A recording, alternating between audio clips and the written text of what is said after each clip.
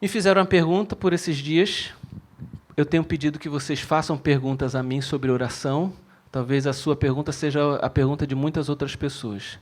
Enquanto eu ministrava um estudo aqui no domingo próximo passado pela manhã, eu falei que quando nós estivéssemos numa sessão de oração, num momento de oração, que a gente não demorasse muito tempo no mesmo tema, para que a gente pudesse cobrir o maior número de assuntos e temas no momento de oração.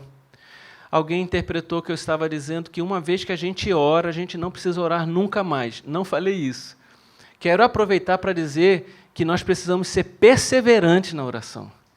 Se você vai ter 3 momentos de oração no seu dia, se você tiver se você vem também para a igreja para orar, aproveite cada um desses momentos para colocar diante de Deus o seu pedido de oração. Aquela mesma súplica, porque é importante que haja a perseverança quando o assunto é oração. Estamos entendidos? Amém? Nós estamos chegando à segunda parte dessa mensagem chamada Eficácia de Oração, mas estamos na terceira mensagem da série Na Escola de Oração. Hoje nós vamos compartilhar, expor o texto de Tiago, capítulo 4, do 3 ao 19. Mas eu quero iniciar aqui com uma frase de Dan Matthews que diz assim: assim como respirar é para o corpo, a oração é para o quê? A alma do cristão. Vamos ler novamente? Assim como respirar é para o corpo, a oração é para a alma do cristão. Eu acho que todo mundo já está certificado que precisa tomar uma decisão com relação à sua vida de oração. Eu acho que esse tempo todo já falou isso. A gente tem um compromisso. Mas tudo na vida não acontece só porque a gente decidiu, ou só porque a gente quer, ou só porque nós desejamos. Essas coisas precisam ser traduzidas em atitude, em ações. A verdade é capaz de tudo ficar na sua cabeça, todos os seus sonhos e projetos, e você não realizar nada, porque está tudo só dentro da sua cabeça. Entre o que você idealiza, entre os seus sonhos, entre as suas decisões e a conclusão daquilo, precisa acontecer a prática. Então, isso serve para a oração, mas serve para todas as outras coisas. Faça com que isso aconteça, toma a decisão, comece. Como é que eu começo orando? Como eu começo a ter uma vida de oração? Começando, orando. É assim, né? E muita gente tem na sua decisão a força de durar apenas 1 semana, 15 dias, porque acha que as coisas já se tornaram incorporadas, se ela tomou a iniciativa, aí tudo já está pronto e vai acontecer no automático. Não é assim. Até que uma coisa vire um hábito na nossa vida, vai demorar um tempo. E a gente vai precisar, até do dia que tomou um hábito, isso se tornar algo ainda que, por muitas vezes, nós vamos precisar fazer ainda uma atualização, precisamos dedicar uma atenção especial. Eu conheço a história de um pastor que a filha dele tomou a decisão, numa resolução de final de ano, falou assim: eu vou entrar na academia. E eu acho que todo mundo tem a lista de resolução na virada de ano, né? Todo mundo faz isso, né? Esse ano eu vou fazer tal coisa, né? Essas listas não valem nada se a gente não colocar na prática essas listas. E aí a filha dele foi para a academia e passou na frente do estacionamento, e o estacionamento estava completamente lotado no dia 1º de janeiro. Ela andou 3 quarteirões para estacionar o carro. Saiu de lá, veio andando e veio... Primeiro dia, estava parado sem fazer nada, teve que estacionar 3 quarteirões, a decisão dela para poder fazer uma academia. Aí, quando ela chegou lá, que ela entrou na academia, a academia estava lotada. E ela falou: mas essa academia é muito pequena, você tem que... Chamou lá o gerente, vai falar para o dono aí aumentar essa academia. Eu cheguei aqui depois de andar 3 quarteirões, o estacionamento lotado, e fiz essa caminhada. Fala para ele aumentar, eu não vou me matricular aqui não tem esteira, não tem equipamento nenhum para mim aqui, eu vou me embora. Aí o gerente falou assim: não vá não, deixa eu dar uma dica para você. Nós estamos no dia 1º de janeiro. Volte daqui a 15 dias, que essa academia vai estar vazia aqui. Porque as pessoas tomam as suas decisões, mas elas não sabem gerenciar, administrar as suas decisões. A minha palavra com relação à oração é que você não faça isso como no dia 1º de janeiro. Todos os dias, você coloque isso e busque viver esse hábito em nome do Senhor Jesus. Então, não é o que você pensa, não é o que você diz. Isso tudo na fé cristã é assim, gente. Todos os valores, tudo que você aprende, é o que você faz, é a sua atitude. Então, que hoje, e a partir de hoje, sempre, toda vez que um valor for ensinado, que você diz assim, eu vou viver isso, vou lutar, vou agendar isso aqui, eu vou colocar isso. Cada uma dessas coisas. Amém, irmãos? Tiago 4, do 13 ao 19, é o texto de hoje de manhã. Senhor Jesus, ajuda-nos, ó Deus, a compreender a Tua palavra. Ilumina-nos, em nome do Senhor Jesus. Em nome do Senhor Jesus. Eu vou falar dos princípios da oração eficaz. Eu já comecei a falar domingo passado, mostrei vários versículos, mas nós vamos expor esse texto. E eu tenho certeza que esse manual de oração, no capítulo 5 de Tiago, né? É 5, né? Tiago 5, eu falei 4, me perdoe, mas é Tiago 5. Esse manual de oração, meus irmãos, ele está nos ensinando a todas as dimensões, ou várias dimensões, são importantíssimas.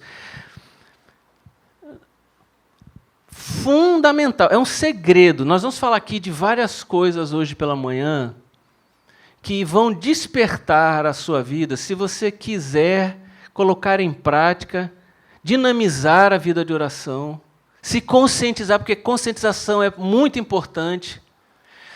Se você, ao ouvir essa palavra, deixar entrar no seu coração, você meditar, você começar a ir no seu lugar, fala, Espírito Santo, ao meu coração, me ajuda. Eu creio que você vai chegar não só no nível de compromisso com a oração, mas isso vai mudar a sua vida. Isso vai transformar a sua vida, porque você vai ver várias coisas nessa lista de oração, tem a ver com coisas que não estão travando a sua oração, mas travando a sua vida. Há coisas que poderiam estar acontecendo na sua vida que não acontecem, que estão relatadas nessa passagem, porque elas estão sendo travadas e a própria maneira como Tiago expõe, revela, através da oração, que essas coisas precisam ser, através da sua postura, passarem a ser liberadas e acontecerem na sua vida, em nome de Jesus. É o revestir e o despir-se que a palavra fala. Algumas coisas precisam sair e outras coisas nós precisamos nos vestir nessa manhã. Vamos colocar o nosso coração nessa mensagem, combinado, amém? Entre vocês há alguém que está sofrendo, que ele ore. Há alguém que se sente feliz, que ele cante louvores. Entre vocês há alguém que está doente, que ele mande chamar os presbíteros da igreja, para que esses orem sobre ele e o unjam com óleo, em nome do Senhor. A oração feita com fé curará o doente. O Senhor o levantará, e se houver cometido pecados, ele será perdoado. Portanto, confessem os seus pecados uns aos outros e orem uns pelos outros para serem curados. A oração de um justo é poderosa e eficaz. Elias era humano como nós. Ele orou fervorosamente para que não chovesse, e não choveu sobre a terra durante 3 anos e meio. Orou outra vez, e os céus enviaram chuva, e a terra produziu os seus frutos. Pai bendito, recebe a nossa atenção, a nossa devoção a Ti e à palavra. Pedimos que o Senhor venha agir no poder do Espírito Santo, para que essas informações elas se tornem concretas e práticas na nossa vida. Liberta-nos, Senhor, também. Precisamos da Tua ação, do Teu Espírito Santo, Pai. Traz aqui a consolação, traz o fortalecimento, liberta cada um de nós, em o nome de Jesus. E que o povo de Deus diga amém e amém. Como eu falei no domingo passado, a carta de Tiago, ela começa com oração, ela termina com oração. Tiago dá uma importância muito grande. Muitas pessoas dizem que Tiago talvez seja a carta mais prática da Bíblia. Então, se a carta mais prática, onde fala de muitas coisas práticas para serem feitas, melhor do que tudo é praticar a oração no início e a oração no fim. Se você conseguir ter momentos de oração no início do dia e no final do dia, você começou e terminou muito bem o seu dia. Iniciando, agradecendo e colocando o dia que vai vir. Dormindo, agradecendo pelo dia que vai vir, porque o Senhor vai preparar um novo dia enquanto você dorme. Amém? Está preparando. Nós cremos nisso. Então, tal é a importância. E me parece que o que ele está querendo dizer é que é uma vitalidade para viver todos os conselhos práticos que ele colocou na carta. É como se ele estivesse dizendo, tem muita coisa prática para fazer.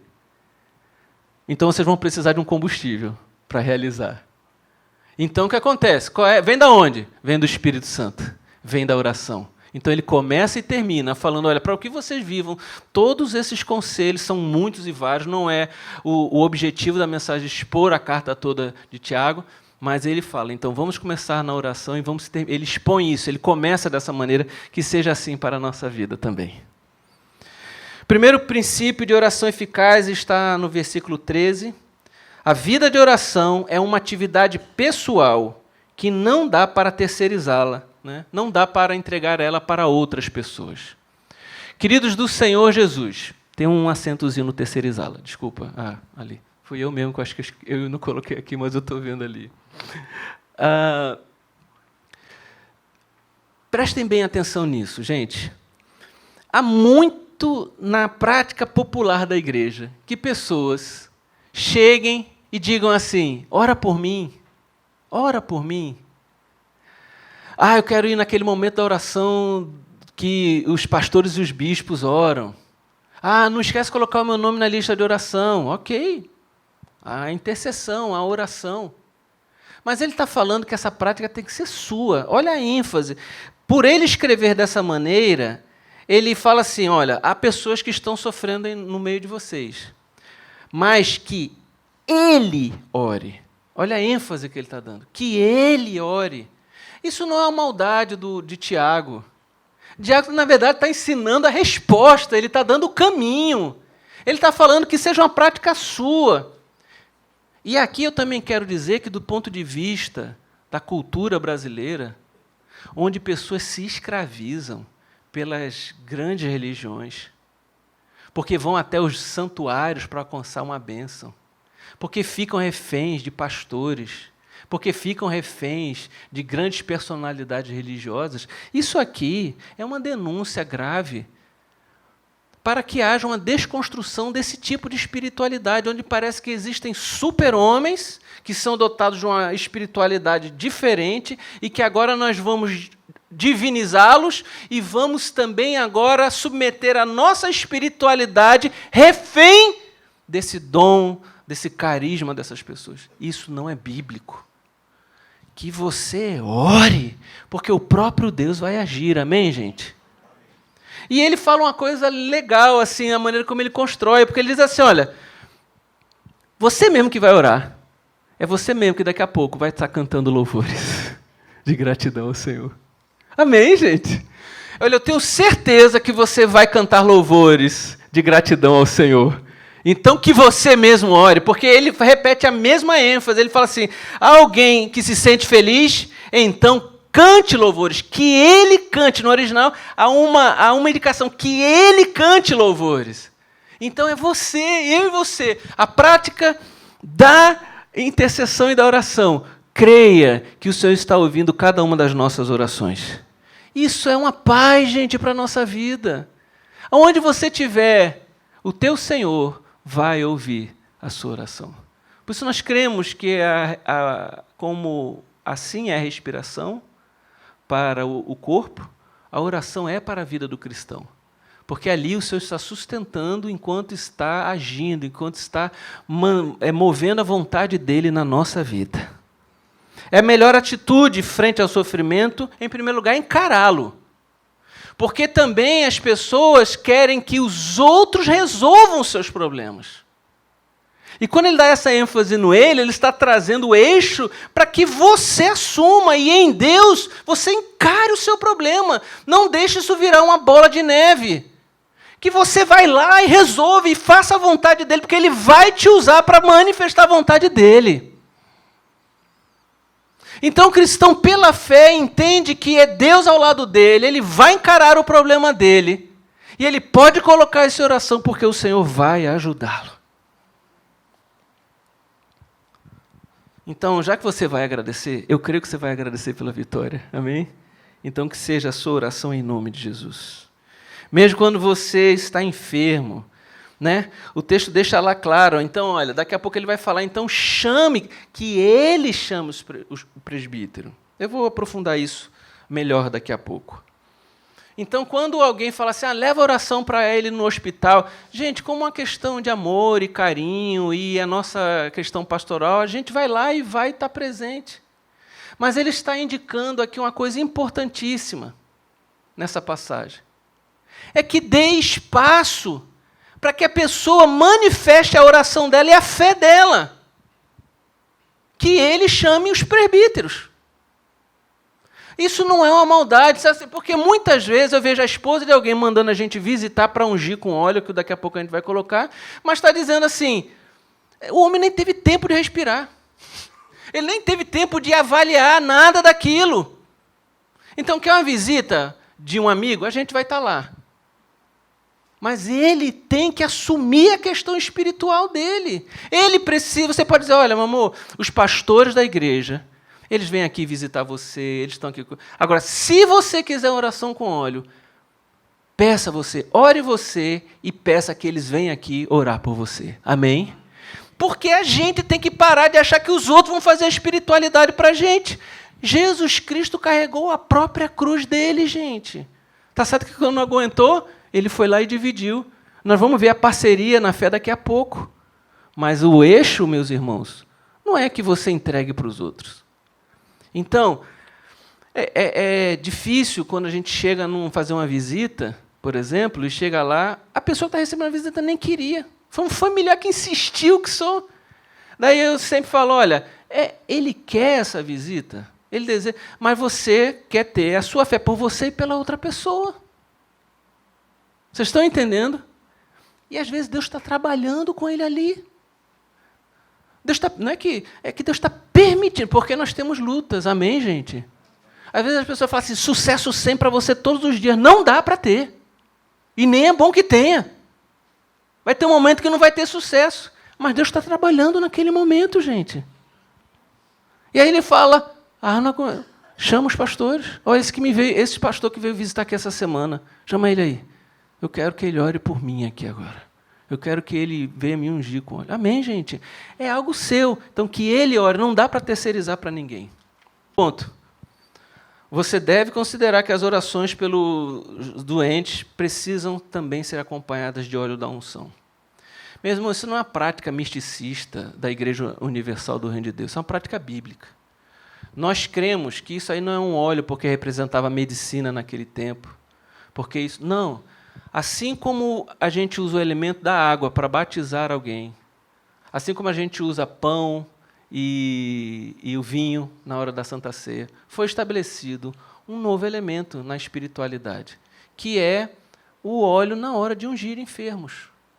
Mas isso é quase que uma cerimônia que precisa haver a solicitação da pessoa para que isso aconteça. E a oração da fé curará o enfermo. Porque ele está manifestando a fé dele ao solicitar dessa maneira. Então, para a gente deixar claro aqui, então, nós não pegamos óleo e ungimos chave de carro, ungimos apartamentos, passamos assim. Não ungimos porque para dar alegria para a pessoa. E isso não tem base bíblica. Isso não tem base bíblica. Pega aí, joga óleo na cabeça, dá um banho aí de óleo, sai todo molhado. Se não mudar o coração, não muda nada, gente.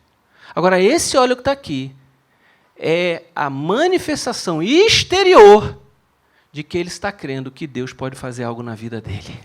Ele solicitou. Ele pediu. E assim como esse óleo está tocando nele, nós cremos que Deus está tocando nele também. Então, nós restringimos essa questão do óleo à oração pelos enfermos. Ok? A gente até tinha o hábito de fazer mais antes dos cultos aqui. Os cultos iam acontecendo, a gente fazia. Mateus, vai no meu escritório, por gentileza.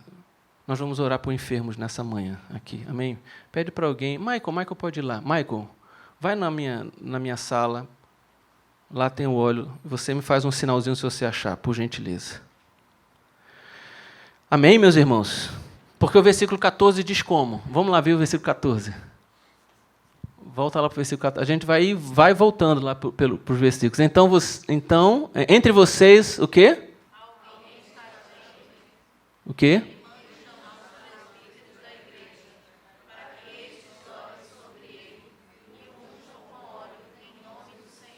Amém, gente.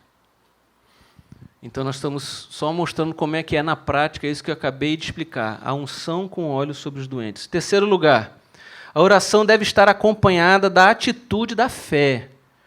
Versículo 15, vamos ler. Versículo número 15. Vocês estão aí vendo no texto, né? Vamos ver aqui. Cada vez que eu falar uma coisa, eu vou colocar o texto mesmo. Vamos lá, igreja toda, vamos lá?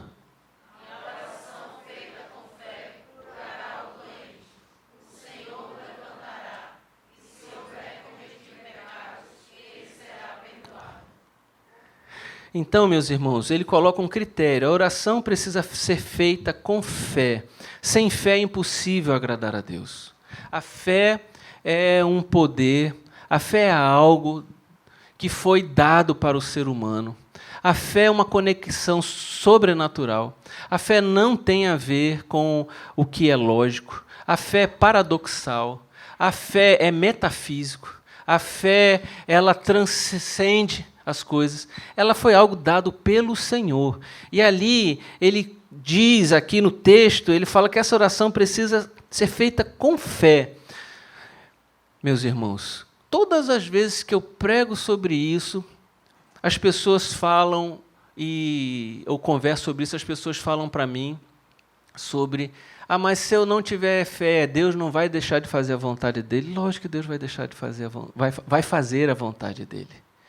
Mas deixa eu lhe falar, se Deus entregou fé ao ser humano, é que Ele queria que eu e você fôssemos artífices nesse mundo também. Assim como Ele tem o poder de criar, e administrar, e gerenciar, e realizar, Ele quer fazer uma obra através da sua vida. A vontade dEle sendo realizada através da sua fé. E não há como caminhar nada na fé cristã sem fé, meus irmãos. Eu imagino que, inclusive, esse rito de que alguém venha com óleo colocar na cabeça já é um testemunho público. Eu creio que o Senhor pode fazer algo na minha vida. Amém. Eu conheci um dono de uma farmácia, da maior rede de farmácia na época, eu estou falando isso na década de 90, e esse homem era muito resistente ao Evangelho. A família dele falava horrores acerca da percepção dele contra o Evangelho. E ele adoeceu, foi parar no hospital, e nós fomos surpreendidos com ele chamando a gente para orar. Eu até achei assim, bem, gente, vai ser aquela velha história, né? A gente na nossa mesquinhez espiritual, achando que a gente é juiz da vida das pessoas, que quem salva é o nosso julgamento, e não é Deus que faz isso. Ele está falando isso que ele está na pior aí. Então, quando ele vai morrer, já aprontou com todo mundo, agora vai morrer. Eu fiquei impressionado. Porque ele falou assim, será que o Senhor vai me perdoar? Ele falando. Ele quebrantado naquele leito. E eu falando assim, ele não vai sobreviver, não. Muito ruim a situação, um câncer na cabeça, evoluído, era só o couro e o osso. Eu fiz a oração ungindo com óleo, pedi para ele orar do jeito dele. Falei, você está crendo nisso? Você tomou essa decisão no seu coração? Tomei. Eu falei, independente do tempo que você tenha. Eu quero orar por você. E aí ele fez aquela oração, nós ungimos ele. Eu só quero dizer para os irmãos que esse homem foi curado. E ele se tornou um servo fiel de Deus. Um homem cheio do Espírito Santo. E um homem que viu naquele momento um novo nascimento duplo. Tanto da vida física, biológica, como da vida espiritual. Pois Jesus fez uma obra na vida dele. Eu creio, meus irmãos, nesses momentos de fé que a Bíblia nos ensina. Quarto lugar, A oração deve ser acompanhada da atitude de confissão de pecados, até pelo próprio exemplo que eu dei aqui. Vamos ler versículos, a passagem 15 a 16, o texto bíblico. Diz o quê? Toda a igreja lendo. E a oração feita com fé curará o doente. O Senhor o levantará e, se houver cometido pecados, ele será perdoado. Portanto, confessem os seus pecados uns aos outros e orem uns pelos outros para serem curados. A oração de um justo é poderosa e eficaz. Bem, meus queridos, em primeiro lugar, ele está falando que as pessoas se envolvam, que orem uns pelos outros, que haja confissão, que você confesse. Ele está falando que a igreja é uma comunidade terapêutica, queridos. A igreja não é só um lugar onde a gente vem assistir um culto. Nós não podemos olhar para a igreja, no lugar onde a gente vai, quando a gente nunca deveria ter saído da igreja. Nós somos o corpo de Cristo e esse corpo traz cura. Quando você está vivendo em comunhão e praticando isso, a sua fé está crescendo e o Senhor está manifestando o poder dele na sua vida. Quantos creem nisso que eu estou falando aqui agora? Por isso, nesse mundo acelerado, materialista, a gente tem que mudar isso na nossa vida. Ah, mas eu não fui criado assim, eu sou o cavaleiro solitário, na minha vida eu aprendi a ser muito individual. Quebre isso. Se essa for a sua segunda conversão que precisa acontecer, converta-se nisso também. Faça dos seus irmãos a sua família. Faça da sua igreja a sua família, porque esta é uma comunidade terapêutica. Esse é o poder que está aqui, e há coisas que vão acontecer dessa maneira. E a gente está querendo que aconteça da nossa maneira, e o Senhor está ensinando que como verdadeiramente e naturalmente vai acontecer. É lógico que o Senhor vai responder orações, porque aquele que invocar o nome do Senhor será salvo, independente de qualquer coisa. Mas Ele criou uma experiência normal, um modus operandi, onde nós vamos viver na bênção de Deus, que é mergulharmos na comunhão cristã. Está aqui o pastor Mateus, que lidera o movimento de pequenos grupos na nossa igreja. Eu convido você a vivenciar isso. Eu convido você a ter essa... Ah, mas de certa maneira é um sacrifício para mim. Ok, foi para Jesus, ele falou que ia ser mesmo. E qual o tempo que você dedica ao seu trabalho, aos seus estudos, a tudo? Dedique-se a isso. E eu não estou falando isso como uma coisa triste para você. Eu não estou falando isso como ritualismo. Estou falando como uma obrigação. Eu estou falando que isso é cura para a sua vida. Quem quer ter vida abundante aqui? Olha a dica. Essa é uma dica. A vida abundante, viver isso. Meus irmãos, há doenças de origem espiritual, sim. A gente muitas vezes não quer imaginar isso. Há doenças que são de origem etiológica, nós nem sabemos de onde vêm. Há doenças... É isso mesmo que eu falei? É isso mesmo? Etiogênicas, são doenças que a gente não sabe de onde vêm, né? Há doenças... Alguém me corrija, por favor. Viu? Há doenças que são por um acidente, há doenças por conta do seu próprio metabolismo, há doenças que você ingeriu coisas que não deveria ingerir, há doenças, há agentes aí que vão contaminar o seu corpo. Mas o fato é que há passagens bíblicas que mostram que há doenças espirituais. Por exemplo, na tentação com relação ali no livro de Jó. Primeiro, há uma tentativa de poupá-lo. Depois, só preservar a vida, mas tocaram na saúde de Jó. E quem tocou foi o maligno. Deus permitiu isso acontecer. E o texto, nesse contexto, claramente está falando que há doenças que são também dessa origem. Mas como eu sei qual é a origem? Eu não sei. Eu não sei detectar. Ninguém aqui vai saber detectar. E ele não coloca o fardo em conhecer, para que a gente não julgue. Inclusive, Cristo repreendeu quem quis julgar. Ah, mas quem pecou foi o pai dele. Não foi nem ele, nem o pai dele. Isso aí existe para a glória de Deus. Tirando o fardo de julgarmos isso e não nos colocarmos na triste posição de juízes para que não recaia um juízo de Deus sobre a nossa vida. Agora, ele ensina como tratar das doenças espirituais, independente se você sabe ou não. O texto é claro. Volta lá para o texto, querido, por favor. O texto aí, o 15 e 16. Está aí, explicado. Versículo 15 e 16. A oração feita com fé curará o doente, e o Senhor o levantará. E se houver cometido pecados, ele será perdoado. 16. Portanto, o quê? Confessem, portanto. Confessem os seus pecados e orem uns pelos outros. Para o quê? Serem curados. A oração de quem foi justificado é poderosa, porque o sentido dessa palavra é isso. É poderosa e eficaz.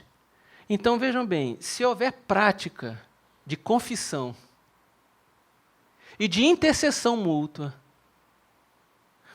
a confissão de pecados, aquela coisa clara, e é para outra pessoa, viu? Não é só na oração do seu quarto, não. É você confessar um ao outro, você chamar um irmão que é digno de confiança, um crente, né? Porque assim, se não for digno de confiança, não é crente, gente. Amém? E, infelizmente, há crentes e não crentes dentro da própria igreja. Então, há joio dentro da igreja. Há uma brincadeira, né? O Spurgeon falava que quando se abre uma igreja, o primeiro membro quem manda para a igreja é Satanás, para aquela igreja, né? Para perturbar o momento. Então, mas gente, e graças a Deus, sempre vai ter 7.000 pessoas que não dobram seu joelho a barro. Aos ministros da igreja, aos seus irmãos do grupo de vida, confesse o seu pecado. Confesse ele. E interceda.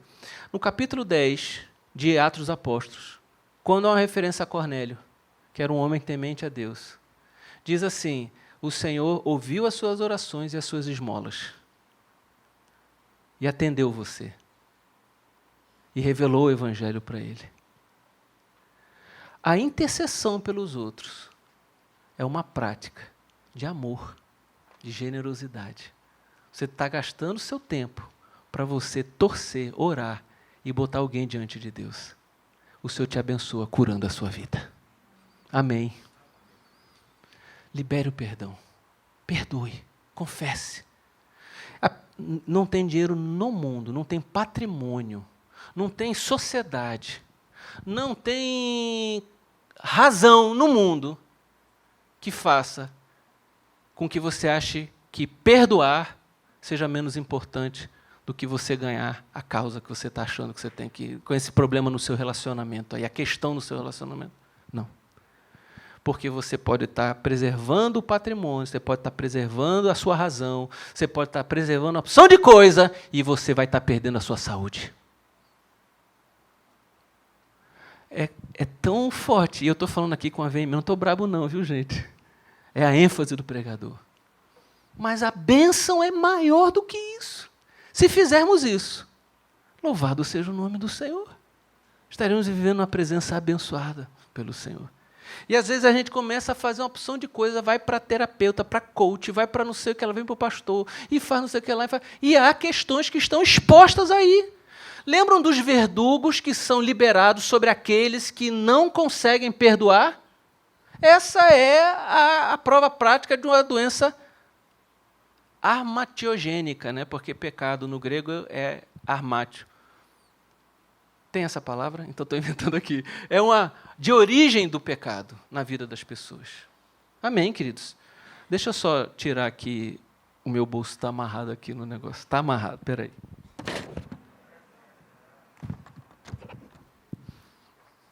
Não foi Satanás não, viu, gente? Porque também, às vezes, Satanás é culpado por tudo, né? Assim como daqui, assim é na nossa vida, né? A gente está botando culpa em Satanás. São coisas que precisam acontecer para o Senhor liberar uma bênção nas nossas vidas. Amém, gente? Para a gente viver abundantemente, louvado seja o nome do Senhor Jesus. Nesse ensino, meus irmãos, de hoje, no versículo 17, fala assim: ninguém precisa ser um supercrente para orar, porque todos nós podemos orar com fé e com fervor. Porque, olha, quem era Elias? Ele era humano como nós. A gente olha ali e acha que Elias era olhar para Breno. É isso que ele está falando. É olhar para mim. É olhar para Cláudia. Olhar para Paulo. Para o pastor Mateus. Para o bispo Schuller. Pastor Joe. Acho que ele está aí, não está? Ou não está, não? Hoje não veio, não, né? É olhar para essas pessoas. Olhar para Alexandre. Para Reginaldo. Né? Para Natália. Para Audrey. Né? Olhar para a Eliane, é como olhar para essas pessoas. A única coisa que eles fizeram foi orar com fé, e foram fervorosos na sua oração. O fervor vem, viu, gente? Porque o fervor não precisa ser ensaiado.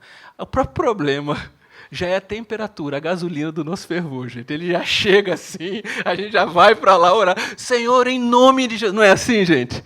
É por isso que ele está falando, quem ora também vai adorar ao Senhor, amém? Vai agradecer. Então, assim, só precisa disso. E a fé, Jesus já ensinou. Qual é o tamanho da fé que a gente precisa? Do tamanho do menor grãozinho. Se já tiver isso, foi o melhor começo do mundo. Daí, quando você ora, quando você para o seu tempo, e ao invés de ir com a força do seu braço, você se ajoelhou e orou, aquilo já é a sementinha na sua vida. Quando você abriu mão, falou assim, Senhor, eu vou partir para a abordagem, vai ser diferente, eu vou perdoar. Ali é fé na sua vida. Porque não há nada nesse mundo que justifique você. É injusto, inclusive. É uma injustiça enorme, mas é fé. Eu creio que o Senhor é o juiz de todas as coisas. É fé. E fervor. E aí ele está dizendo ali, então, você não precisa, como se você não precisasse ir para um seminário para você ter fé. Você não precisa estudar não sei quantos anos para ter fé. Hoje, nessa manhã aqui, você pode confiar em fé todas as tuas coisas a Deus. Em nome do Senhor Jesus. E essa fé é suficiente para salvar e transformar a sua vida, porque foi Ele mesmo que deixou no mundo e abençoou o mundo com essa fé. Em nome do Senhor Jesus. Humildade, mas fé, porque Ele está falando isso. Né? A gente ser humilde. Não precisamos ninguém ser orgulhoso aqui, é humildade. Se a gente chegar diante do Senhor, a gente pode crer que esse Deus tem poder para realizar uma obra na nossa vida.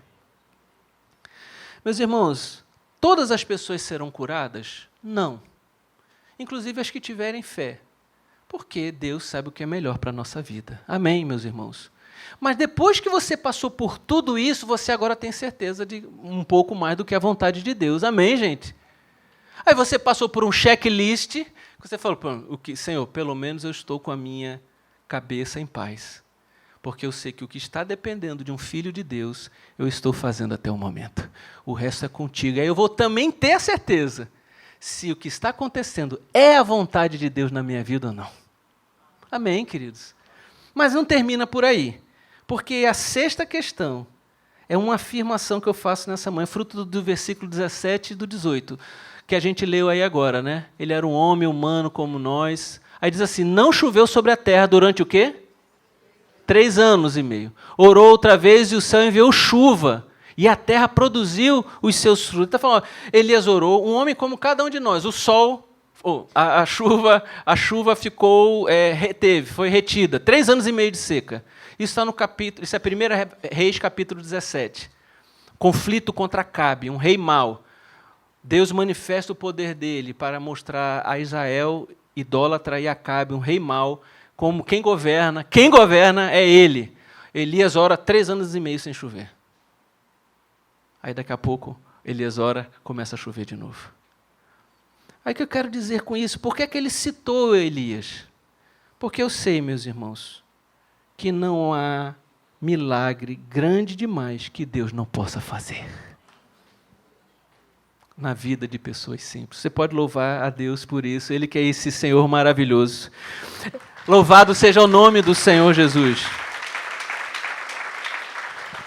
Quando você for orar por alguém, você lembre, um homem simples como Elias, um homem como eu, orou, e durante 3 anos e meio ele fez parar a chuva. E quando ele orou, a chuva voltou. Você lembre-se disso, naquela hora. É um treino para a sua fé, é uma visão para a sua fé, é um fundamento para a sua fé. E eu vou orar, e em nome do Senhor Jesus. Amém, meus irmãos? Que você saia daqui renovado por essa fé. Se hoje você está vivendo um conflito, uma guerra, viva esse checklist na sua vida. Que você, acima de tudo, possa saber que o seu Deus é maravilhoso, poderoso demais. Ele é o Todo-Poderoso. Maior é o que está em nós do que aquele que está no mundo. Deixa vir no recurso que vier, nós vamos na força do braço do Senhor.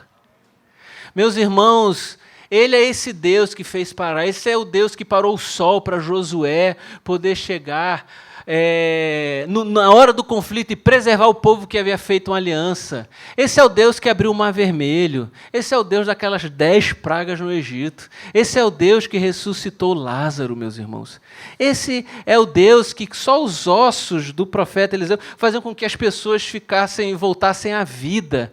Esse é o Deus que, quando Jesus ressuscitou, só o poder que estava ao lado do Senhor Jesus fez com que outros mortos ressuscitassem, como se aquele imã de vida e de poder entrasse na vida daquelas pessoas e ressuscitasse aquelas pessoas também. Esse é o Deus que controla o universo, criador de trilhões de galáxias. Esse é o Deus que voltará e vem para receber você. É o Deus que te criou, o Deus que te sustenta, o Deus que te ampara, que te livrou do mal até hoje. Você está vivo aqui porque quem preservou a sua vida foi Ele. Porque a gente, basta uma bactériazinha, basta um negocinho, a nossa vida acaba. Mas foi Ele que preservou a sua vida, porque Ele tem um propósito na sua vida, porque você tem um propósito com Ele, que você diga assim, eu quero isso, que já está claro demais o que o Senhor me deu, então eu quero me entregar a esse Deus maravilhoso, a esse Deus que é o Todo-Poderoso. Louvado seja o nome do Senhor Jesus.